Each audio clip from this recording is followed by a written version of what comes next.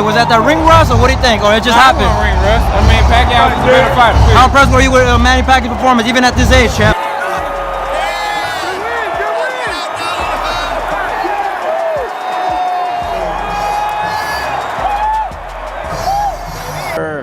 Where Pacquiao hurt him with a body shot. I think those 2 rounds are the ones that could have made the fight in favor of Pacquiao. But it was a very close fight. It was a very, very close fight. So it was just one of those fights where everybody was happy, and at least me, Pacquiao surprised me, proved me wrong.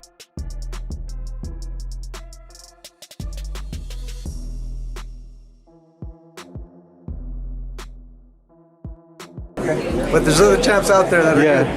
Should he retire, man? Like, how far away is that retirement? Just can you gauge it as a fighter? No, man. It's just you go fight per fight, man. Yeah. And the way he's fighting, he still looks good. I'm sure. Hopefully, he's healthy, still feels good, and he got a lot more fight in Manny. So he should keep it going into.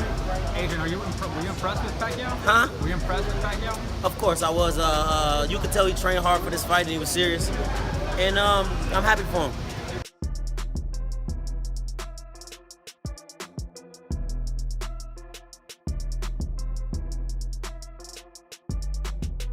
My initial reaction was, and it was during the fight. I was like, Pacquiao, I thought early on was winning, but not looking very, sharp, or, I kind of, in my story called him, kind of looked like he looked ragged. I think you can make the argument he won closely, but, obviously.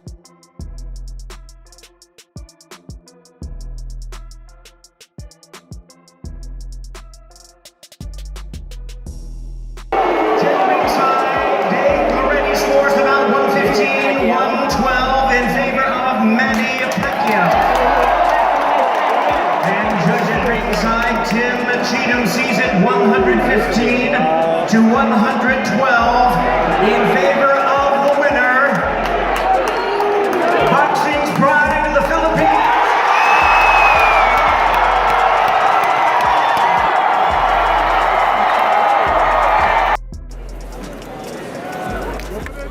Sean, I know you're working. Just shout what you think. Great fight, man. Yeah? Great.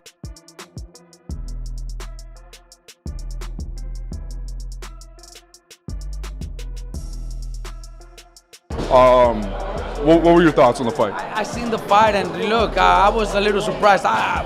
With myself, my family, everybody watching the fight at home, we were all cheering for Pacquiao, but I was one of the only ones that thought. Hey David, what you think of the fight, brother? Great fight. What I tell you, man? It was a great fight. You pick Pacquiao. I don't know about a split position though, man. That was crazy. I thought it was a lot. Good fight though. Yeah, look at David, man. Hey, David.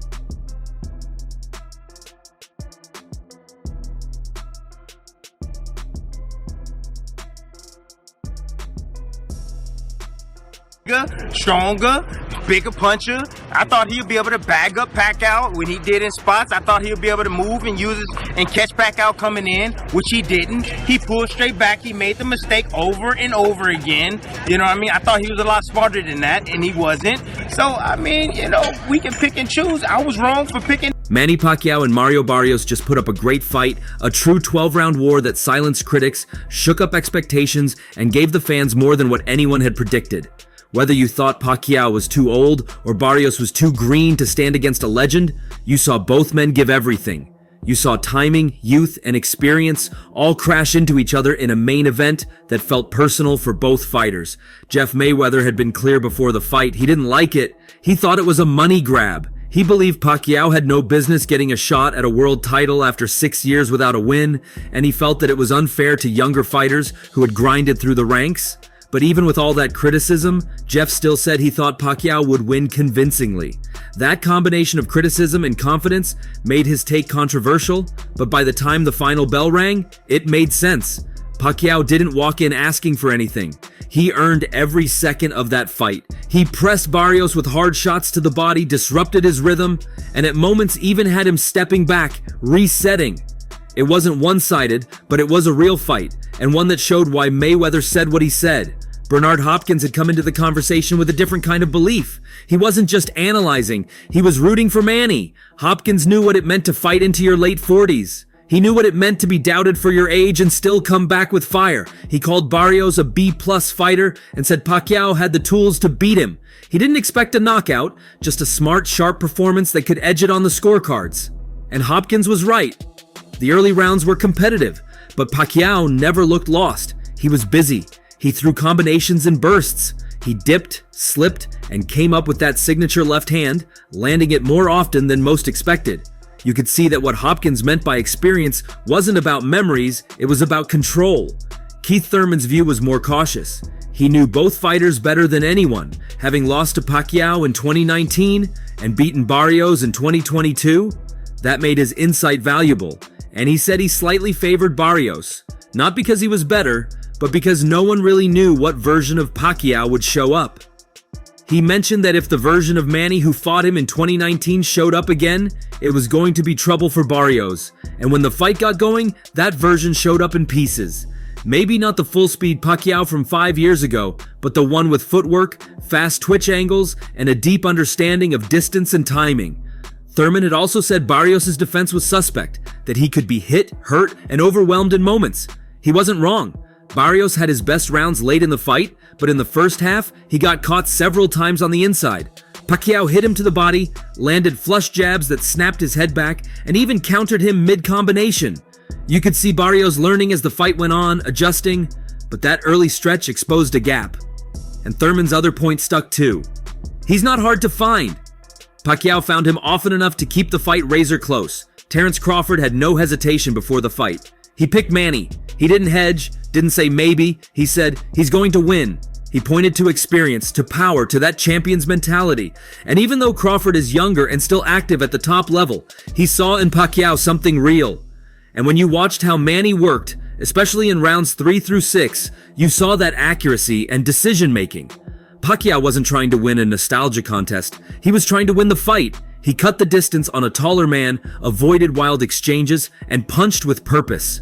Crawford's words came back clearly as the commentators watched Pacquiao put together short, clean combinations that backed Barrios off.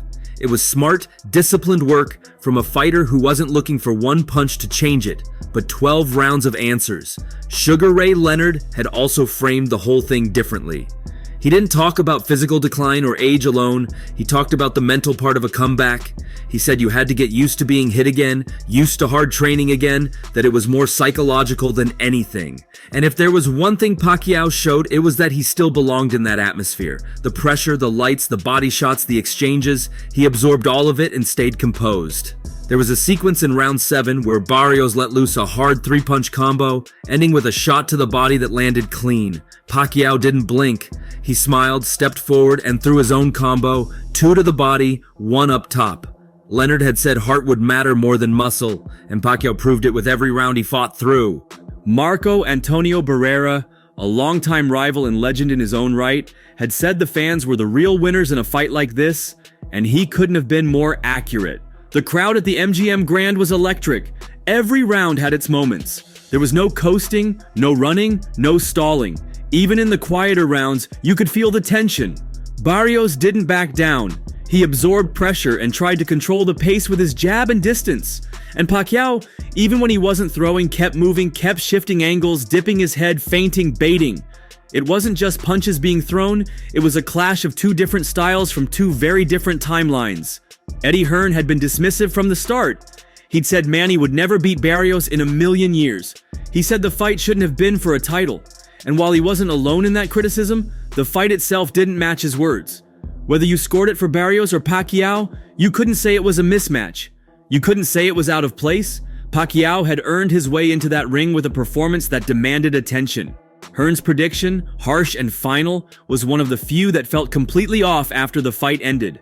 Spencer Oliver went even further than Hearn, calling the fight a disgrace, a blot on the sport's credibility. But when the fight played out and fans saw Pacquiao trading on equal terms with a younger, stronger champion, Oliver's take didn't hold. There was nothing disgraceful about it. There were no mismatched skills, no signs of danger or exploitation. Pacquiao came prepared, fought with intent, and looked every bit like someone who had prepared to win, not just to show up. From a betting perspective, Danny Howard had predicted a Barrios win and the fight going the distance. He played it safe with over 10 5 rounds, and that bet hit. But what you couldn't measure was how much both men had to dig to make it through 12 rounds. Barrios did land his best shots in the final third, especially in rounds 9 and 11. He caught Pacquiao with a crisp uppercut late that snapped his head back, followed by a right hook to the ribs that visibly slowed the Filipino icon. But even then, Pacquiao came forward, refusing to fade. His legs still moved, his combinations still flowed. Howard had called it right on paper, but the feel of the fight was much closer than any betting line could capture. And then there were the fans. Reddit, YouTube, forums, everywhere boxing was discussed. This fight dominated.